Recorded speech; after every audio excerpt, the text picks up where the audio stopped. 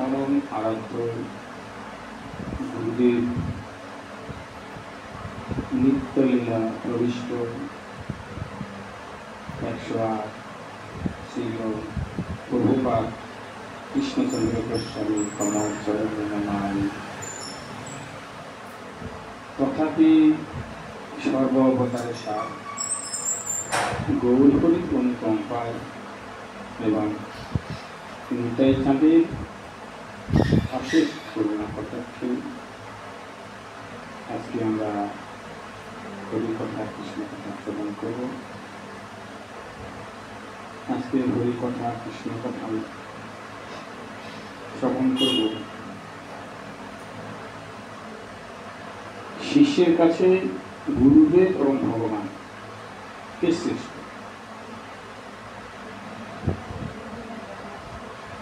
শিষ্যের কাছে গুরুদেব আছে, ভগবান শ্রেষ্ঠ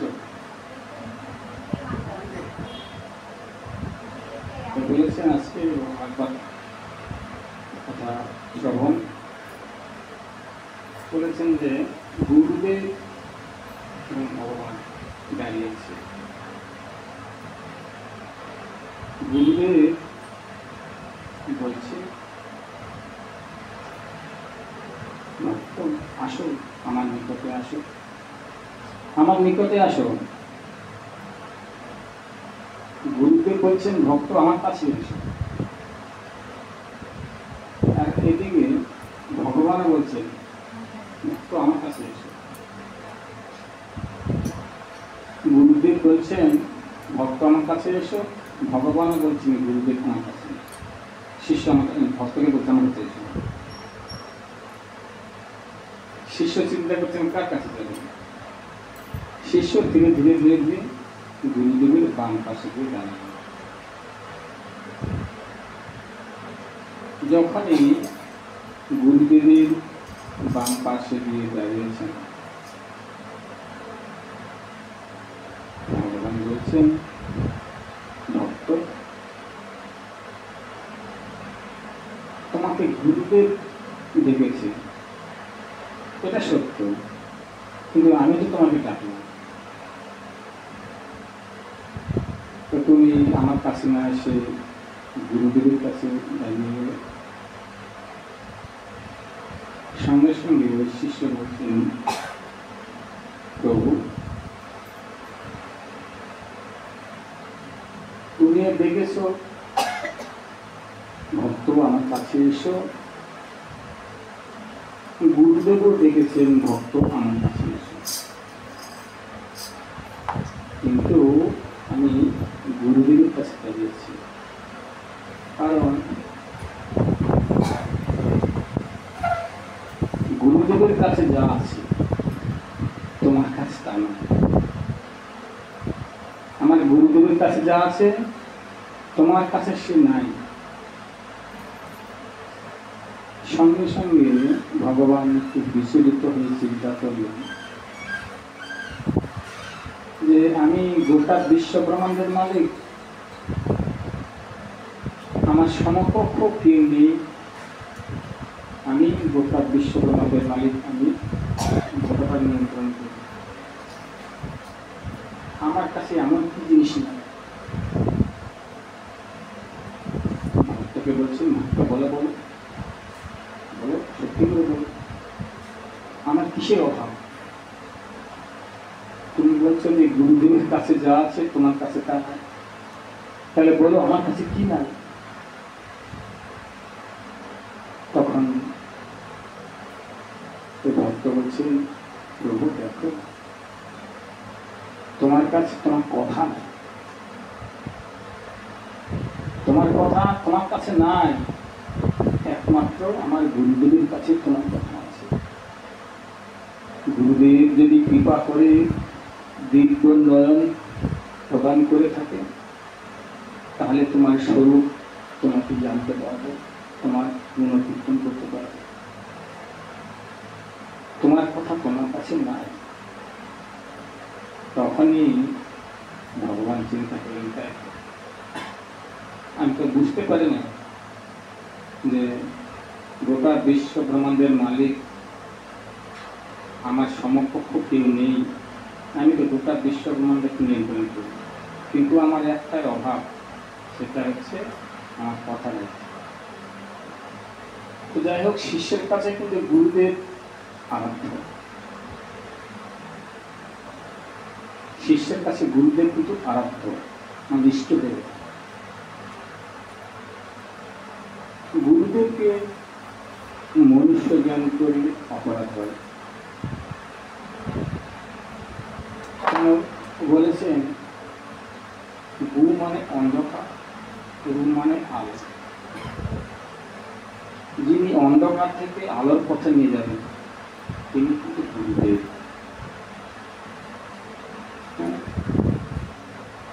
শুধু জাগতিক অন্ধকার না, জ্ঞানের অন্ধকার, জ্ঞানের অন্ধকার দূরীভূত করিয়ে, অজ্ঞানতার অন্ধকার দূরীভূত করে জ্ঞানের প্রদীপ জ্বালিয়ে দেয়। দেখবেন অনেকে কিন্তু বলে থাকে আমরা পিতা মাতা কিন্তু জন্ম দিলে, গর্ভধারিণী মা বাবা, কিন্তু তারা কিন্তু গুরু না। অনেকে বলেন যে আদি গুরু পিতা মাতা, বলেন কিন্তু সবাই বলে আদি গুরু পিতা মাতা। তার আমি কিন্তু জানতে হবে গুরু কাকে বলে, গুরু কাকে বলে সেটা আগে জানতে হবে। তাই বলেছেন যিনি দিব্যজ্যোতি প্রদান করে শিষ্যের অন্তরে অজ্ঞানতা অন্ধকার দূর করিয়ে দিয়ে জ্ঞানের প্রদীপ জ্বালিয়ে দেয়। আর কি করে?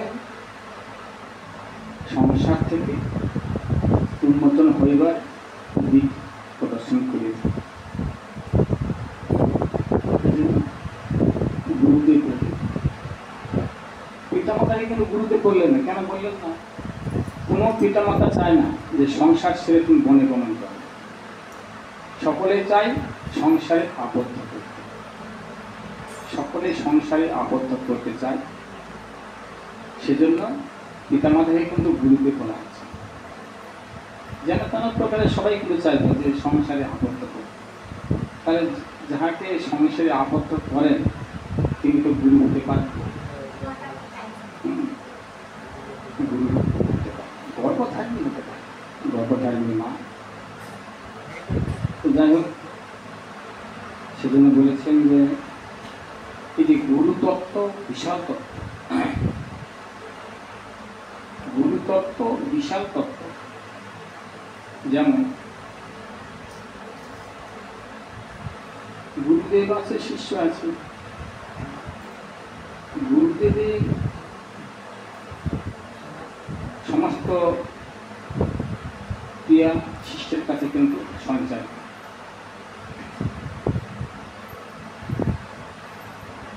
গুরুদেব এবং শিষ্য দুজনে কিন্তু মালা করছে, সংখ্যা নাম জপ করছে না, পয়সা দিচ্ছে।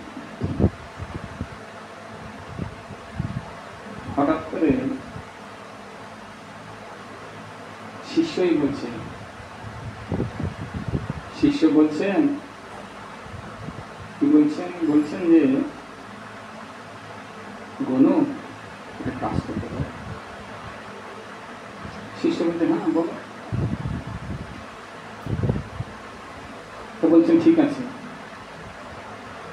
ঘর থেকে একটা কোদাল নিয়ে, কুটির থেকে একটা কোদাল নিয়ে এসেছে। যখন কোদাল নিয়ে এসেছেন, এসে শিষ্যই বলছেন বাবা কি করবো কোদাল দিয়ে, এই কোদালটা দিয়ে কি করবো? গুরুদেব বলছে কি করবি, একটা গর্ত করে, গর্ত করেছেন। গর্ত করে আবার বলছেন গুরুদেব এই যে গর্ত করেছি এখন বলছেন ঠিক আছে গর্ত করেছি। তো ওই যে তিনটা ছেলে যে খেলা করছে বসে বসে, তিনটা ছেলেকে ধরে এনেছেন, এনে বলছেন বাবা এখন কি করব? তখন বলছেন গুরু একটা কাজ করো, তিনটা ছেলেকে তুমি যে ধরে এনেছো সেই তিনটা ছেলে গর্তের মধ্যে নিক্ষেপ করে।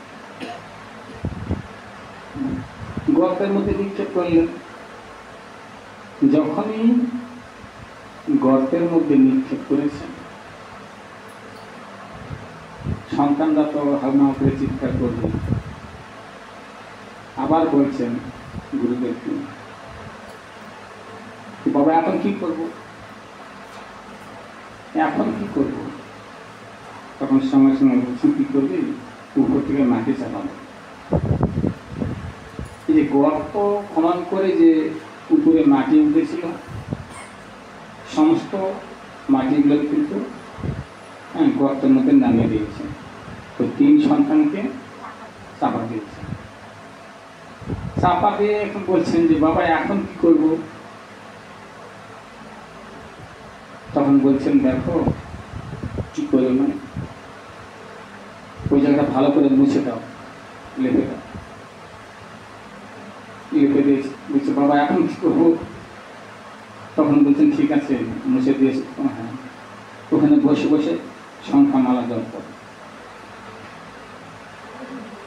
ওর করে বসে সংখ্যামালা জপ করছেন। সংখ্যামালা জপ করছেন। এমন সময় ওই 3 সন্তানের মা, তারা সকলেই পাগলের ন্যায় এলোমেলো কেশে চারিদিকে আর্তনাদ করছে। চারিদিকে আর্তনাদ করছে আর বলছে, আমাদের সন্তান কোথায় গেল? একটু পূর্বে তো 3 জন এখানে খেলা করছিল, 3টি সন্তান কোথায় গেল? কেউ খুঁজে পাচ্ছেন না। 3 মাস চারিদিকে আর্তনাদ করতে লাগলো। উৎকণ্ঠে তাদের বুক ফোটে যে একটু পূর্বেই সন্তানগুলো খেলা করছিল, কোথায় গেল? চারিদিকে অন্বেষণ করিয়ে যখন কোনো দিকে খোঁজ পেলেন না, তো তাদের অন্তরের মধ্যে একটা উপায় এলো। চিন্তা করলেন যে আমরা শুনেছি সাধুরা মিথ্যা কথা বলে না। সাধুরা মিথ্যা কথা বলে না। শাস্ত্রের কাছে গেলে সমস্ত পরিত্রাণ হয়। তখন ওই 3 সন্তানের মা এলোমেলো কৃষি সকলে এসে পরে প্রার্থনা করছে আর বলছেন, সাধু বাবা, সাধু বাবা, এখানে যে 3টা ছেলে খেলা করছিল একটু পূর্বে, তোমরা কি দেখেছ? দেখেছ? যখনই বলেছেন একটু পূর্বে 3টা সন্তানের খেলা করছি, তোমরা কি দেখেছ? সাধু মিথ্যা কথা বলবেন? সাধু তো মিথ্যা কথা বলবেন না। সাধু বললেন, হ্যাঁ দেখেছি। যখনই বলেছেন দেখেছি, 3 জনাই কিন্তু একটু আনন্দ করি। যাক, হ্যাঁ, আমরা চারিদিকে অন্বেষণ করে সন্তানদেরকে পেলাম না, কিন্তু যখন বলেছি দেখেছি, তাহলে নিশ্চয়ই খবর পাবো, কোথায় আছে খোঁজ পাবো। তখন তিনি বলছেন, ঠিক আছে সাধু বাবা, তুমি যে 3 সন্তানকে দেখেছ, ওই 3 সন্তান কোথায় আছে? মা 3 সন্তান তো এখানেই আছে। সকলেই কিন্তু অবাক হয়ে তাকিয়ে রইলেন। 3 সন্তান এখানে আছে, কই 3 সন্তান দেখতে পাচ্ছি না তো। সাধু বাবার চরণে লুটিয়ে পড়ে বলছেন, সাধু বাবা, তুমি যে বলছো 3 সন্তান এখানে আছে, কই 3 সন্তান? বলছে, হ্যাঁ, ওই যে ওই সাধুটা যে বসে আছে না, ওই সাধু যে বসে বসে বসে বসে মালা করছে না, ওর নিচে আছে। এই কথা শ্রবণ করা মাত্র কোনো মাকে আর স্থির থাকতে পারবেন? কেমন করে বলছেন যে সাধু বাবা বসে বসে মালা করছেন, তার নিচে তার 3 সন্তান আছে। হ্যাঁ, সকলে তো উদ্বিগ্ন হয়ে গেল। কেউ বিশ্বাস করছে না তো, আবার কেউ বলছেন হতেও পারে, সাধুদের কথা অবিশ্বাস করতে নেই।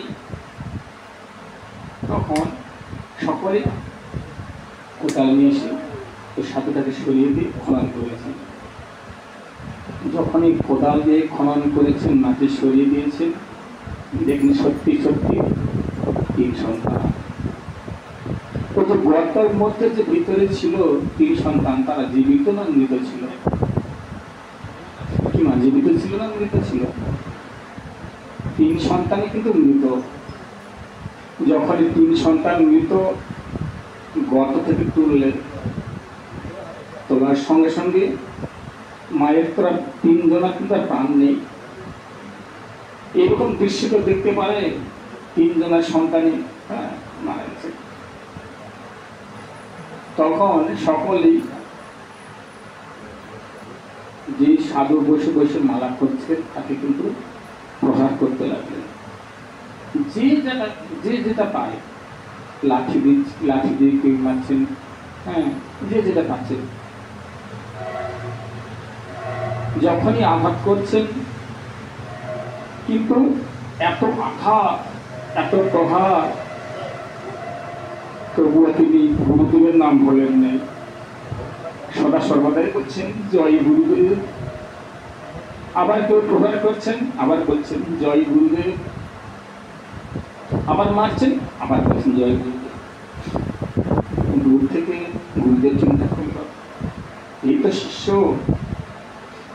এই তো শিষ্য, এত আঘাত, এত লাঞ্ছনা, এত প্রহার, তবু গুরুদেবের নাম বজায় রাখছেন, গুরুদেবের দোহাই দিচ্ছেন জয় গুরুদেব। এদিকে গোটা শরীর দিয়ে রক্ত ঝরেছেন, কিন্তু তবু বলছেন জয় গুরুদেব, জয় গুরুদেব, গুরুদেবের জয় দিচ্ছেন। এইবার গুরুদেব চিন্তা করলেন, না, দোষ তো তার না, ও তো দোষ করেনি, দোষ করেছি আমি। তাহলে কি কর্তব্য বিমূল, আমার এখন কি করা দরকার? তখন তিনি কি করলেন, বলছেন দেখো, আমি যদি ইহার মাহাত্ম না দেখাই, তাহলে আজ থেকে শিষ্যর দাম থাকবে। তখন তিনি কি করলেন, বলছেন গনু, একটা কাজ করো তো বাবা, একটু উঠো তো বাবা। এত প্রহার করলেন, এত আঘাত লাঞ্ছনা সহ্য করলেন, গোটা শরীর থেকে রক্ত ঝরে যাচ্ছেন, তবুও বলছেন জয় গুরুদেব, জয় গুরুদেব, আমরা পারবো। তখন তিনি বললেন গনু, একটা কাজ করো তো বাবা। তখন তিনি কি করলেন, গনু, তিনটা সন্তানকে গর্ত থেকে তুলে নাও। গর্ত থেকে তুলে নিয়ে তিনটাকে শুয়ে দিয়েছে। শুয়ে দিয়ে বললে কাপড়টা, সাদা কাপড়ে ঢেকে দিয়েছেন। ঢেকে দিয়ে শিষ্যকে সঙ্গে নিয়ে নাম সংকীর্তন করলেন। নাম সংকীর্তন করছেন, আর প্রভু, প্রভু, ইহার মাহাত্ম দেখাও। তুমি এই সন্তানকে, তিন সন্তানকে যদি ভালো করতে না পারো, জীবিত ফেরত দিতে না পারো, তাহলে এইখানে আমি প্রাণ ত্যাগ করবো। কেন, দোষ তো শিষ্যের না, দোষ তো আমার, তাকে তো আমিই করিয়েছি। তখন তিনি কি করলেন, এবার ভগবানের স্মরণ করছেন, মালা করছেন, আর কীর্তন করছেন, আর আর্তনাদ করছেন, প্রভু এর মাহাত্ম দেখাও।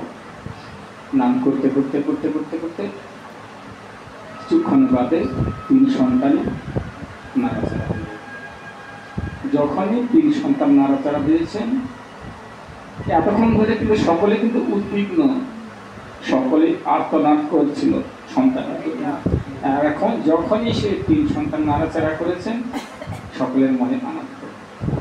তখন গুরুদেব বলছে, এই যাও, তোমার ঘরে যাও, তোমার মায়েরা অনেকক্ষণ ধরে ক্রন্দন করছে, অনেকক্ষণ ধরে ক্রন্দন করছে।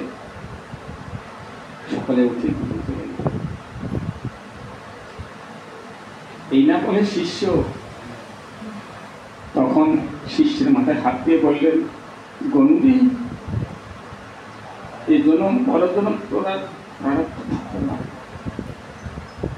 তুই পরবর্তীতে গোটা বিশ্বের নাম রাখবি। সেই পরে কি হয়েছিল, শান্তিকরী মুনি, সে হয়েছিল শান্তিকরী মুনি। ভগবানের যে গুরুদেব হবে চারটিখানি কথা না, ভগবানের যে গুরুদেব হবে চারটিখানি কথা। যিনি গোটা বিশ্ব নিয়ন্ত্রণ করেন, হ্যাঁ, যাহার ইশারা ছাড়া গাছের পাতা নড়ে না, তাই গুরুদেব। তাহলে সেই হচ্ছে শান্তি পরিণমী। দেখো, সমস্ত হচ্ছে গুরু কৃপা। গুরু যদি কৃপা হয় তাহলে সমুদ্র পার হয়ে যায়। তো যাই হোক, আপনারা সকলে আশা করি কৃপা করে এসেছেন এখানে। অল্প করে পাঠ করবো, যেহেতু আজকে একটু সময় অতিবাহিত হয়েছে। আজকের পাঠটা আমার ছিল না, আজকে পাঁচটা বিষয় ছিল। যাই হোক, সকলেই করজোরে প্রার্থনা করবেন, গুরুদেবের স্মরণ করতে। গুরুদেব ছাড়া কিছু নাই জীবনে। ভক্তি রাজ্যে পৌঁছতে গেলে গুরু কৃপাহি কেবল। যদি গুরুদেব কৃপা করে কোনো বিপদ থাকে না, সমস্ত থেকে মুক্তি হওয়া যায়। সেজন্য সকলে আমরা আশা রাখবো, যেন তেন প্রকারে গুরুপাদ পথ নিজেকে সমর্পণ করব, গুরুদেবের সেবা করব, সেবা করে এই মানব জনম, দুর্লভ জনমটাকে প্রতিপালিত করব। এই বলে সকল বৈষ্ণবের চরণ থেকে মস্তকে রেখে আজকে